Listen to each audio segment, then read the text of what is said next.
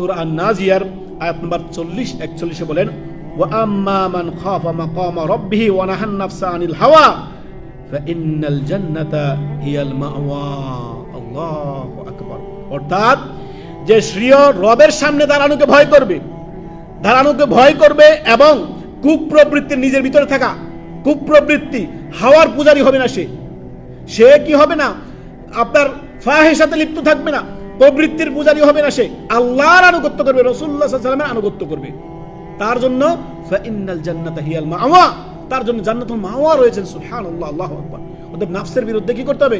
জিহাদ করতে হবে, মুজাহাদা করতে হবে। নাফস বলতেছে আমি হারাম করব, না আমি হারাম করব না। নাফস বলতেছে আমি অন্যায় কাজ করব, গুনাহের কাজ করব, জেনা ব্যভিচার করব, না আমি করব না। আমি আমার রবকে ভয় করি, ইন্নী আখাফু আল্লাহ, আমি আমার রবকে ভয় করি।